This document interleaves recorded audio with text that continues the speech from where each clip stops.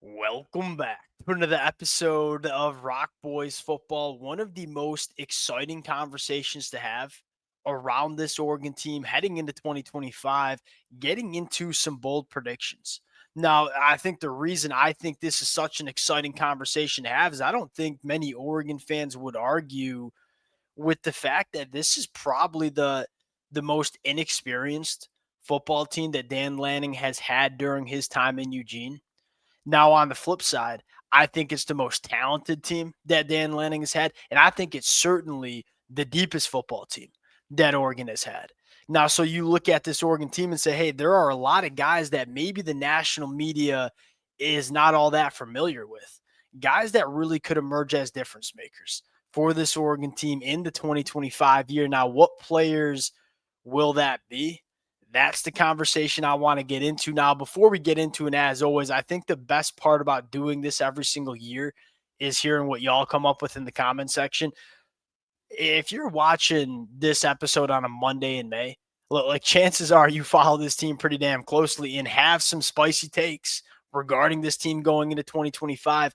Please let it fly in the comment section. Appreciate you guys rocking with it. If y'all do enjoy the content, consider subscribing to the channel. I hope you guys enjoyed this episode as much as I enjoy prepping this episode and coming up with my predictions.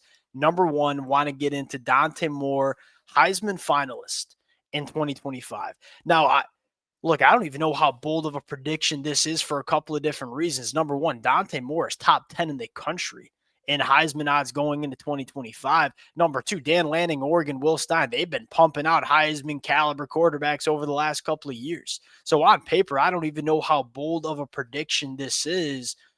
I just don't understand why the national media does not talk about a quarterback like Dante Moore the same way they're talking about Arch Manning, or the same way they're talking about a guy like Nico or Lenore Sellers or DJ Lagway. That's not a shot at any of those quarterbacks I just listed. But when you're talking about some of the most talented young quarterbacks that we see in this sport, Dante Moore's name should be on that list. And I feel like nobody's really talking about it. The opportunity that this kid has coming into this Oregon offense in 2025, the ceiling is astronomically high, in my opinion. I think Dante Moore offers a higher ceiling than Dylan Gabriel offered last year. You look at Dante Moore's ability to push the ball down the field. You look at his ability to attack the boundary. You look at the ability for Dante Moore to make high-level throws in a way that many quarterbacks can't. It's all there with Dante Moore. And now to kind of what you might say highlight that take that I have, go back to Dante Moore as a true freshman at UCLA. He threw 214 pass attempts and had 14 big-time throws, according to PFF. That is a 6.4% big-time throw rate as a true freshman at UCLA. You look at Dylan Gabriel's numbers in 2024, 451 attempts, only 15 big-time throws, a 3.2% big-time throw rate. Again, that's not a shot at Dylan Gabriel. I think many of the Oregon fans know by now. I was a massive fan of what DG did for that offense in 2024. All I'm saying here is that Dante Moore offers the ability to just do a little bit more with this Oregon offense in 2025 with the arm talent that he brings to the table. And then you combine that with an offensive line that I think is a top 10 unit in the country comfortably, a wide receiver room that I think is a top 10 unit in the country comfortably, and an offensive coordinator in Will Stein, who I think is one of, if not the best in the sport going into 2025. This is an elite quarterback in terms of talent that's stepping into an Oregon offense that is basically a freaking sports car around him.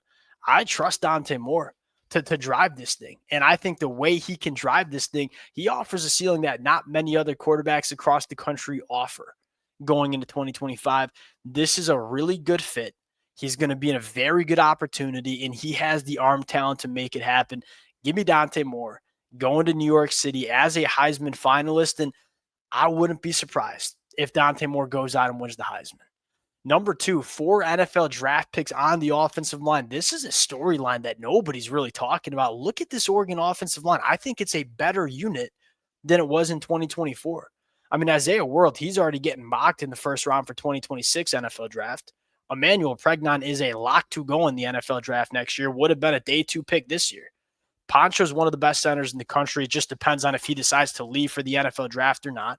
Alex Harkey, it sounds like Oregon, very, very happy with what Alex Harkey is. And look, if Alex Harkey comes in, plays solid at right tackle in the Big Ten, he'll be going to the NFL. Then you have guys like Matt Bedford or a guy like Dave Luley, who I think are very capable of being day 3 selections in the NFL draft as well. There are a lot of different conversations about a lot of different offensive lines across the country. I think we should start throwing this Oregon offensive line in. It's one of the better units that you see in the country. Now, again, do I think it's fair to say, hey, we got to wait to see what Isaiah World is in the Big Ten?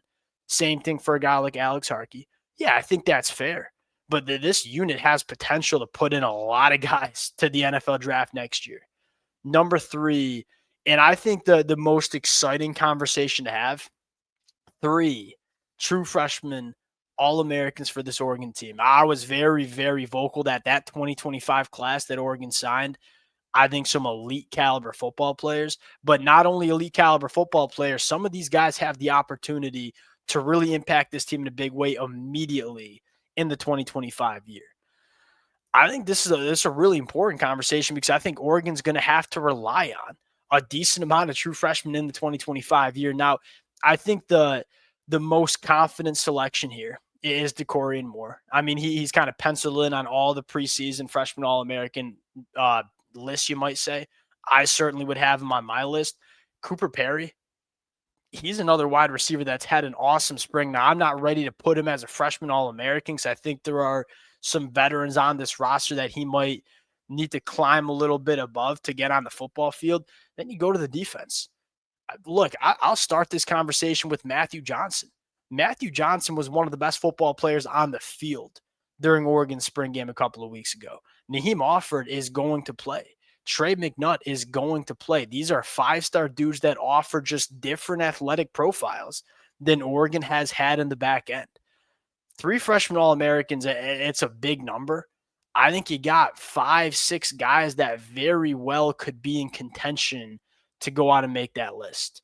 Number 4, and look, the Oregon fans who've been rocking with the boys for a while know we weren't going to get through a bold prediction episode without me mentioning my guy. Kenyan Sadique, 1,000 all-purpose yards in the 2025 year. Now, I started this out by saying first team All-American at the tight end position. I want to take it a step further and say, I think Kenyan Sadique has the ability to almost be what like Tyler Warren was for Penn State last year, like this do-it-all offensive weapon. To me, Kenyan Sadique is more than just a tight end. He's an offensive weapon. Now, 1,000 all-purpose yards, that is very difficult to do considering how good I think the wide receiver room is. But the way they're talking about this kid coming out of spring, hey, we want to get him 80 touches in the season, I believe was what Dan Lanning said. You get Kenyan Sadique 80 touches in the season, he's going for over 1,000 all-purpose yards. Now, I purposely said all-purpose yards because I think you get this kid involved in a couple of end arounds in a couple of creative ways. So I want to give myself a little bit of a wiggle room with the all-purpose yards. He had 27 targets last year, caught 25 of them for over 300 yards. They primarily used him as like a screen guy, yards after the catch guy. With Terrence Ferguson moving on to the NFL, Kenyan Sadique now takes that full like all-purpose tight end role where we're going to get him working vertically down the field more. That's where I think he might be at his best because there's just not a lot of guys in the back end that can run with Kenyan Sadique down the field. If he even comes close to getting 80 touches in the 2025 year, he's going for over 1,000 all-purpose yards. And I think he's one of the biggest difference makers on this football team. In fact, if you were to ask me, who do I think leads Oregon in receiving yards in 2025, I'd probably go Kenyan Moore 1. I'd probably go Kenyan Sadique 2, and that's not a shot at Evan Stewart. That's not a shot at Gary Bryant. I just look at those 2 guys and say I think they're the 2 biggest difference makers on this Oregon offense in 2025. Give me Kenyan Sadique. I think he's going to emerge as one of the bigger names in college football, like kind of like how we talked about Tyler Warren for Penn State last year. Going to the defensive side of the football, this one's a fun one. I'm going to go with this. 5 different players log 5+ sacks in the 2025 year. Now, who are those players going to be? I think Mateo's a lock. Had what, 10 sacks last year. I feel like we feel pretty good about Mateo, you going for 5+ sacks. Tatum Tuioti, feel great about him going for 5+ sacks. I think you feel really good about either Blake Purchase or Elijah Rushing or both going for 5+ sacks. I think you feel really good about Bear Alexander and Amari Washington potentially going for 5+ sacks.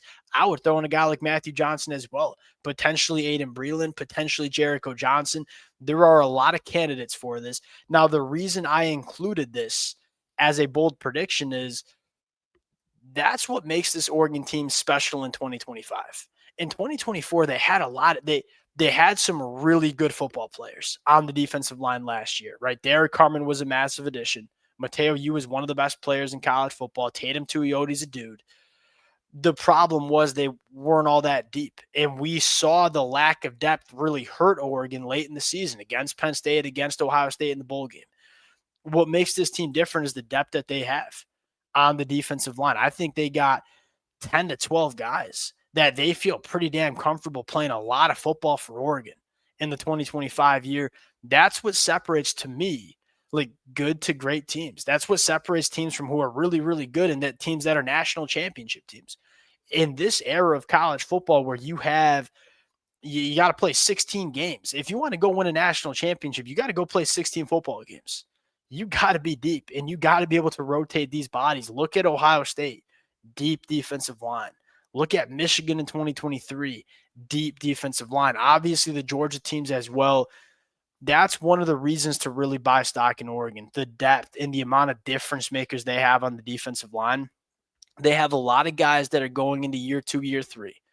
Elijah Rushing, Blake Purchase, Matthew Johnson's a true freshman, but I think can be a dude. Amari Washington, year 3. A lot of guys that I think take a step and really get involved for this Oregon team on the defensive line.